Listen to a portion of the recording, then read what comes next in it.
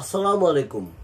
ঘটনা কিন্তু একটা না, ঘটনা তিনটা। তিনটেই বিভৎস ঘটনা, জঘন্য রকমের অপরাধ।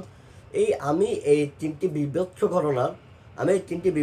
ঘটনার এই তিনটি জঘন্য অপরাধের প্রতিবাদ জানাই। একটা একটা করে বলি। প্রথমত, মিডফোর্ডে এক ব্যবসায়ীকে পাশবিকভাবে মধ্যযুগীয় কায়দায় হত্যা করা হয়েছে। যে ভিডিওটা ফেসবুকে সহ বিভিন্ন জায়গায় ভেসে বেড়াচ্ছে এবং যেটা আসলে সহ্য করার মতো না, যেটা দেখে যে কোনো কারো হৃদয়ে রক্তক্ষরণ হতে পারে, যে কোনো কারো বুক কেঁপে উঠতে পারে, যেটা আসলে মেনে নেওয়ার মতো না, জঘন্য বিভৎস রকমের ঘটনা। তো এই ঘটনার আমি তীব্র নিন্দা জানাই। এই ঘটনার সাথে যারা জড়িত তাদের দৃষ্টান্তমূলক শাস্তি চাই। তাদের শাস্তি দেখার জন্য বাকিদেরও শিক্ষা হয়, বাকিরাও ভয় পায়, এরকম শাস্তি আমি চাই। এই ঘটনার সাথে জড়িত যুবদলের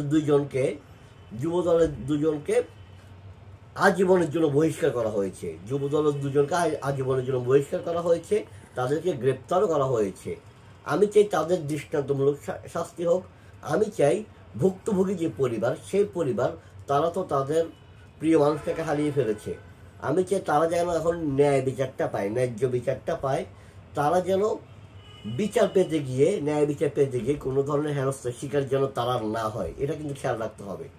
তাদেরকে ন্যায় বিচার পাওয়ার জন্য যতটুকু সহযোগিতা করা প্রয়োজন ততটুকু সহযোগিতা করতে হবে। দ্বিতীয় ঘটনা হচ্ছে, খুলনায়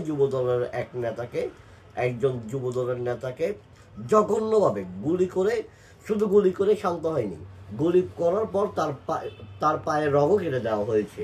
একদম মৃত্যু নিশ্চিত করার জন্য গুলি করার পর তার পায়ের রগও কিন্তু কেটে দেওয়া হয়েছে, সে মারা যায়। এটাও একটা জঘন্য ঘটনা, জঘন্য নিকৃষ্ট একটা ঘটনা, বিভৎস একটা হত্যাকাণ্ড। আমি এই হত্যাকাণ্ডেরও তীব্র প্রতিবাদ জানাই। তারপর চাঁদপুরে এক মসজিদের ইমামকে নির্মমভাবে কুপানো হয়েছে, কুপিয়ে জখম করা হয়েছে, তাকে হাসপাতালে ভর্তি করা হয়েছে। তার অবস্থা তেমন একটা ভালো না যতটুকু আমি জানি। এটাও কিন্তু একটা জঘন্য ঘটনা। কেন দেখেন ভাই, মসজিদের ভিতরে যখন কাউকে কুপিয়ে জখম করা হয়, কাউকে মসজিদের ভিতরে হোক, মসজিদের বাইরে হোক, যেখানেই হোক না কেন, কুপিয়ে জখম করাটা কিন্তু এটা জঘন্য ঘটনা, যেখানেই ঘটুক। এটা তার মধ্যে মসজিদের মতো একটা পবিত্র জায়গায় যদি এই ঘটনা হয়, তাহলে সেটা তো আরও বেশি বিভৎস। আমি এই ঘটনারও তীব্র নিন্দা জানাই। মসজিদ একটি ধর্মীয় স্থান, মসজিদ একটি ধর্মীয় প্রতিষ্ঠান। এই জায়গায় এগুলো পবিত্রতা রক্ষা করতে হবে। আমি আবারও বলছি, মসজিদে কুপানো যেমন জঘন্য, মসজিদে বাহিরে কুপানো জঘন্য।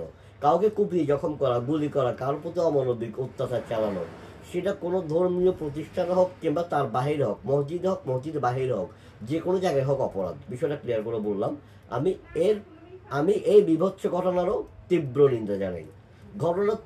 এই তিনটা ঘটনার আমি তীব্র নিন্দা জানাই। আমি চাই দোষীদের সর্বোচ্চ শাস্তি হোক। দোষীরা যতই শক্তিশালী হোক, তাদের যত কিছুই থাকুক, তারা যেন কোনো প্রকারের শক্তি খাটিয়ে পার পেতে না পারে, তারা যেন কোনো কিছু দিয়ে পার পেতে না পারে, তাদের জন্য দৃষ্টান্তমূলক শাস্তি হয়, সেটাই চাই। আর এর পাশাপাশি দেশের বর্তমান আইন শৃঙ্খলা পরিস্থিতি নিয়েও আমি উদ্বিগ্ন। দেশের আইন শৃঙ্খলা পরিস্থিতিরও আরও উন্নতি হওয়া প্রয়োজন বলে আমি মনে করি। দেশের আইন শৃঙ্খলা পরিস্থিতি আরও অনেক বেশি উন্নতি হওয়ার প্রয়োজন বলে আমি মনে করি। তাই দেশের আইন শৃঙ্খলা পরিস্থিতি যেন আরও বেশি উন্নত হতে পারে, সে কামনাই করি। ধন্যবাদ। আসসালামু আলাইকুম।